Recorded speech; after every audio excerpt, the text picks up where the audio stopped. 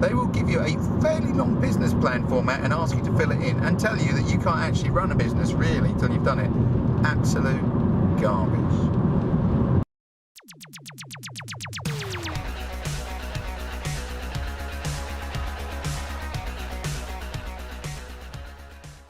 Today I'm on my way to see an unusual business because of what they do. This entrepreneur is active in the 3D industry. That means it's very technical, the production of 3D imagery. It's also very interesting, so it'll be fun. However, why does he want me to go? About a year ago, he rang up Business Think and said, I'm just starting up. I've invested quite a lot in equipment. No one really knows what I am doing. No one knows really who I am. And I'm not quite sure what the markets are for this product. I mean, that's how innovative it is.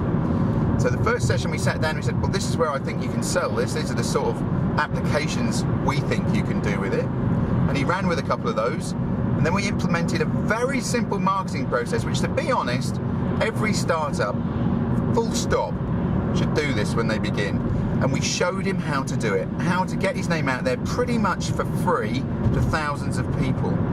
And today is handover. So we've done that for him for a while to embed it. Today I'm going to see him. I'll spend a couple of hours training him up, and that is it. We're done. I've said before, we don't embed ourselves in business customers. We don't do that. We come, we transfer the knowledge, and we leave. And we leave you to carry on the work. And that's what I'll be doing today. It's probably one of the last sessions I'll do before Christmas. There's only about 10 days to go. So yeah, I'll update you later.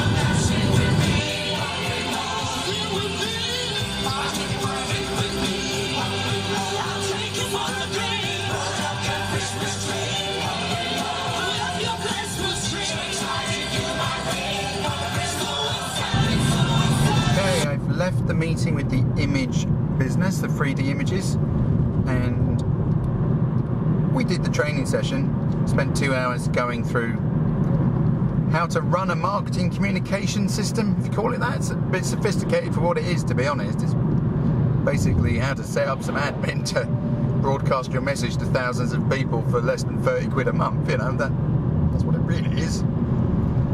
But we can call it a marketing communication system if you like. Now, what I'll actually talk about in the video, I think, rather than going through how to do that, is what he said to me at the end, which was, I was very happy, you know, I said, well, that's it then, we're done. You know, do you feel confident enough to do all this work and do the marketing and implement the strategy without us because we're leaving? And he said, yes, I do. I said, actually, it's been superb. That's his word, not mine. I would never use that word about ourselves. I said, it's been superb. I said, because when I signed up for this, it was sold to me as strategy. Everybody was about coming to look at my strategy. And I was thinking, as I'm a startup, I need more than that. I need some help. He said, that is exactly what you've given me. I said, well, hang on a minute, because, you know, he was talking about practical help. I said, that may be the case, but let's go back a bit. You know, we met a year ago, and we didn't do anything for 3 months. We came to see you a lot, and all we did was talk strategy. Talked about, what is this product? You know, that's the kind of startup stage he was at. You know, what can it do? And then we were like, literally, well, who would buy this? I mean, it was that much of a blank slate. He had some ideas, and as you know, as people who are paid consultants, we brought our own ideas in. That's the purpose, you know. Being a consultant shouldn't be a one-way process, right? We shouldn't just listen to you and come back and say, yeah, that makes sense. That's rubbish consulting. What should actually happen is you should tell me what you think, and I should say to you, well, I don't agree with you, or I do agree with you, or actually, what about this instead? You know, proactive, challenging, whatever you want to call it. So he said, oh yeah, we did. I said, yeah, we had lots of sessions. We came to talk. He said, what's your brand? I said, what's your values? What do you want people to feel when they buy this product? All that sort of, you know, a bit textbooky, but very important. And after that, we have a template, a benchmark against which we can measure, you know, a brand, values, quality. I really hate that word, quality. It means nothing. However, you know, some sort of standard that says everything we do must meet that standard. That's the purpose. Around that hangs a strategy, which is how will I make things happen? Usually over a year or 2 years. Okay? So yeah, we did all that. So do you not remember? Because you said to us that now you want to start communicating with people, and we refused. We said we're not going to do that because your website isn't good enough. You've told us what the quality is, or quality again. The standards are that you have in this business, the values, the brand. And I'm looking at your current website, whoever built it, it doesn't matter.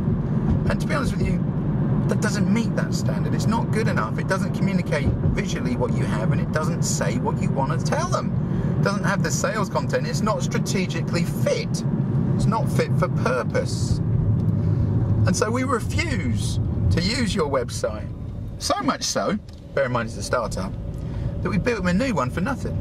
Because, that sounds pretty crazy, and it probably is, because we will be, and we were, evaluated based on our return on investment that is generated. All I mean by that is we win when you win. You will pay us happily, and that's kind of important for reputation and word of mouth, happily if we generated more money than you actually gave us. Stating the obvious, return on investment.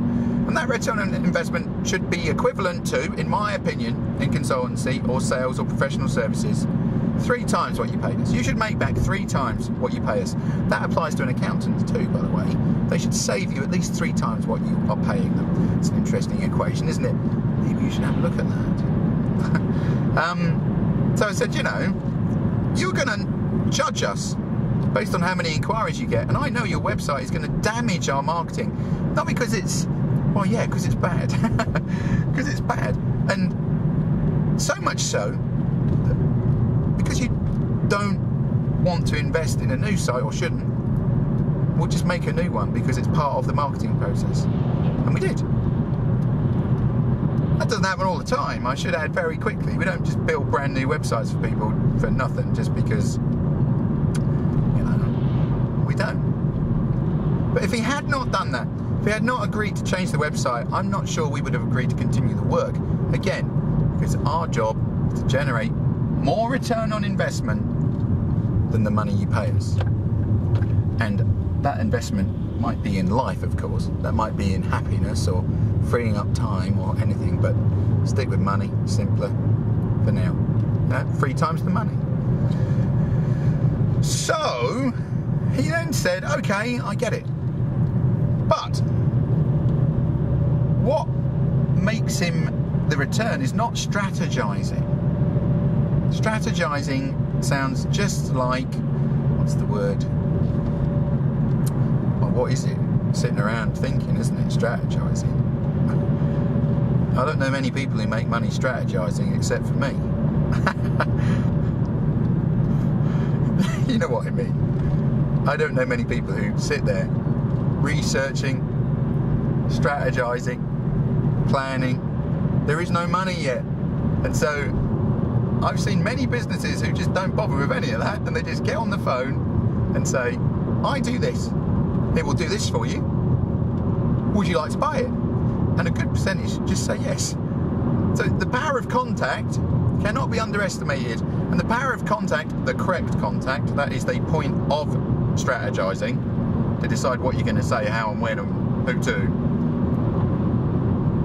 The power of contact compared to the power of strategizing, in terms of sales, is not even close. Actually, most startups go out of business because they strategize too much. They start doing all the admin, getting everything ready, you know, all the red tape and all that nonsense. Necessary nonsense. They do all that, and then they sit there and plan, and people tell them they have to go through. How about that? And if you go and get any startup advice from any kind of formal place, business support, they will give you a fairly long business plan format and ask you to fill it in and tell you that you can't actually run a business really until you've done it. Absolute garbage. I've seen many businesses who have no structure, who just ring a lot of people. I met a chap once, which was a multi-million-pound company, and I said to him, what's your sales and marketing strategy? He said, I place an ad in the Sun classifieds at the back every week. So, right. What else? He goes, no, that is it. He showed me the ad, and it was a picture. It was a bed company, actually. It was a picture, a couple of lines of text in sort of, what's the word? Salesy language. Said, ring this, discount is. And that was it. I mean, really, that was it. It was costing me about 20,000 quid a month or something. It wasn't a cheap marketing strategy. We use the term loosely. But my goodness me, it was effective, because all it did was said, I sell this, this is why you should buy it. Millions of people, have a look at this. Multi-million-pound business. That was it. There was no sales and marketing. I always thought that was worth remembering. And so if you start up and you start filling out a business plan, there are reasons to do that. Make sure you don't run out of money. Have some idea about, what you're going to do and why, the standard of what you're prepared to do. However, get on the phone as fast as possible and ring up some customers. A lot will say no. What have you done before? And you'll have to say nothing. But some will go, this person sounds interesting. This product sounds interesting. I'll give them a shot. So, that's my summary of startup marketing. Ring people up. Merry Christmas.